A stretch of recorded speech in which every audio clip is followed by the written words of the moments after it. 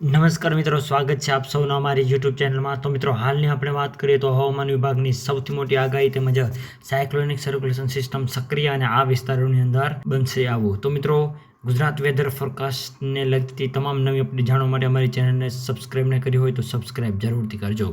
તો મિત્રો, હાલની આપણે વાત કરીએ તો હવામાન વિભાગની સૌથી મોટી આગાહી અનુસાર સતત 3 દિવસ સુધી ગુજરાતની અંદર માવઠાએ ખેડૂતોને તેમજ બધા લોકોને હચમચાવી નાખ્યા છે। એવામાં ફરી પાછી મિત્રો નવી એક આગાહી સામે આવી રહી છે, જેની અંદર આપણે વાત કરીએ તો ગુજરાત વેધર ફોરકાસ્ટની તો આગામી 3 થી 4 દિવસ સુધી અપર એર સાયક્લોનિક સર્ક્યુલેશન સિસ્ટમની અસરના ભાગરૂપે હજુ પણ મિત્રો હવામાનની અંદર ફેરફારો જોવા મળશે, તેમજ સૌરાષ્ટ્રના અને દક્ષિણ ગુજરાતના તેમજ કચ્છના અલગ અલગ ભાગોની અને ખાસ કરીને દરિયાકાંઠાના વિસ્તારોની અંદર જે છે પવન ફૂંકાવાની શક્યતાઓ હાલ વ્યક્ત કરવામાં આવી રહી છે।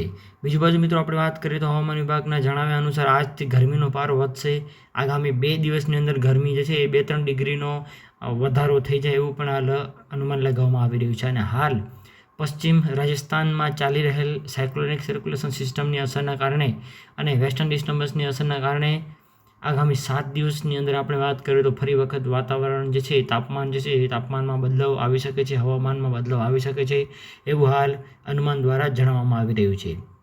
આ ઉપરાંત હાલની આપણે વાત કરીએ તો અમદાવાદની અંદર 34.2 ડિગ્રી તાપમાન નોંધાયું, તેમજ જૂનાગઢ આસપાસના વિસ્તારોની અંદર 35 ડિગ્રી આસપાસ તાપમાન નોંધાયું। તેમજ ઉલ્લેખનીય છે કે રાજ્યના કેટલાક વિસ્તારોની અંદર તારીખ 21, 22 અને 23 આસપાસ અલગ અલગ ભાગોની અંદર વાદળછાયું વાતાવરણ જોવા મળે એ પણ હાલ અનુમાન અનુસાર જણાઈ રહ્યું છે।